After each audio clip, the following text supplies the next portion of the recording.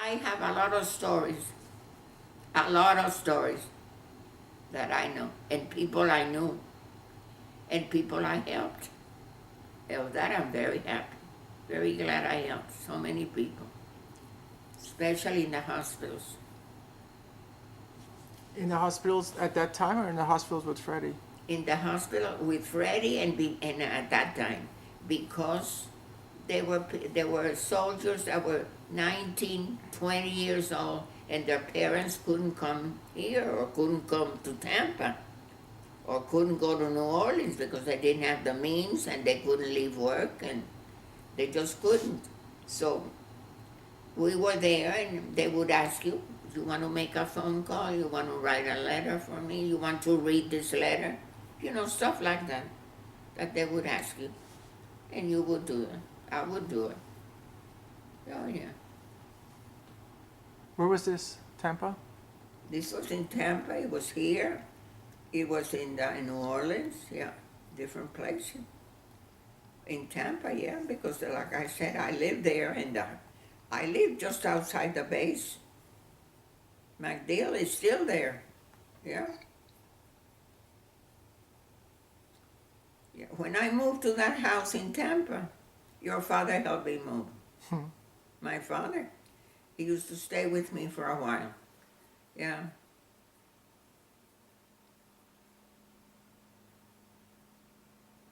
Yeah, he knew the place, he knew the base. He probably doesn't remember. I do because I had to go. I remember when Freddie would fall, and one day he fell and he broke his lip. And the lip, you know how you bleed a lot. And the lieutenant used to live next door to me. He said, don't worry, give him to me. I'm going to take him to the base. And they would take him to the base, MacDill, and they would fix his lip. He would come home, and they didn't even take stitches then. They would do something with an adhesive tape, and he would heal. The next day he was fine. Oh, yeah. We used to help one another.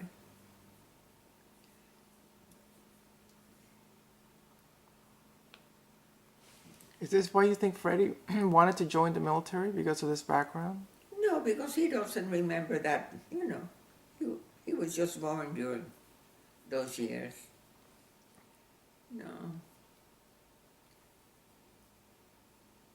He wanted to do something. But oh boy, when I saw Freddie the first time, I saw him in Georgia. I went to the hospital there, to Savannah, because the commanding officer had called me and said, where is the nearest place to where you live?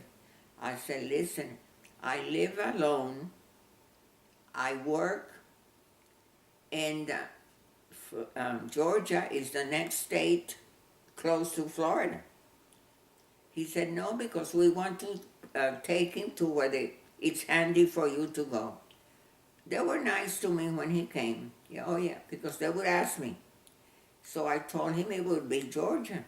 So he said, do you mind coming to the air base? It's a helicopter base. It's going to be very noisy, but we will find you a place there. You're going to have a place to live, and you can go to the officer's dining room and eat all your meals there. And your son is in the hospital there. So I said, yeah. So I went, and it was around Memorial Day, around May. April and May are bad months for me. And I went to Georgia and spent 10 days there. And then I had to come because I worked. But other than that, I would have stayed more. Yeah. That was the first hospital for me. But he had already had surgery in Vietnam. You know those hospitals they have with the tent? He had the first surgery there. The second one in Japan. That's when they called me to tell me he was hurt and that they were bringing him to the States. That's the second one. And the third one was when I went to Georgia, and he was waiting to to have more surgery, but they had to, get him going. When Fred left me, he weighed 180 pounds. When I saw him in that bed that day, he weighed 130. He was a nervous wreck. And the lieutenant had told me, now, your son is going to look different. Your son may not even know you. I'm just telling you this so that you will be ready. You're not going to see your son the way you remember him. And how sure he was. Yeah. How sure he was. And then from there he went through about, I'd say nine hospitals and different surgeries. Oh yeah. After Georgia.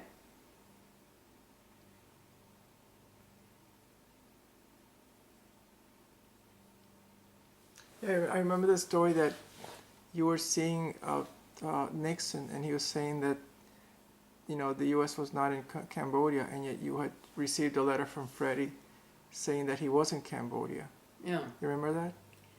I remember he used to write to me, and he didn't say much, but between me watching TV, reading the paper, and the few guys in the hospital that had been there, I would say, do you know this place? Because Freddie was in so many places. The last was Cambodia. That's where he got shot. Oh. Yeah. That's where he got. But he sent, one time he did send me, he said, next week we're going to Cuchi, which was another place. Cuchi was very famous during the war years. And Bob Hope had a show that he would take to the bases for the soldiers. And I knew he was going to Cuchi because they had it on TV.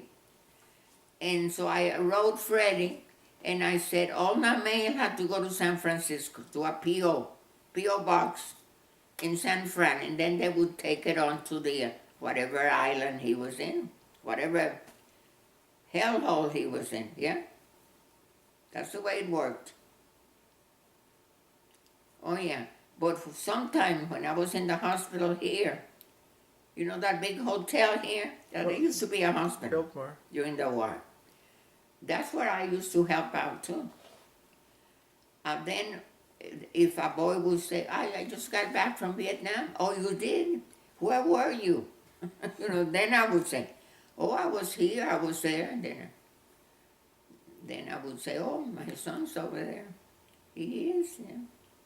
And so he would, mention something or other, but, oh yeah, I knew so many places in Vietnam. Remember, I had experience from World War II. When Vietnam hit me, I had experience from World War II. Things were different. Ay, ay, ay.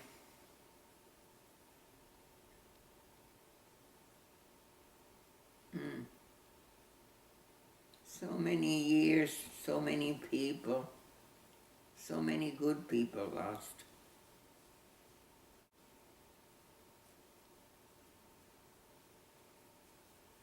I never thought I'd live so many years and see so many things happen. Oh. And be a great grandmother.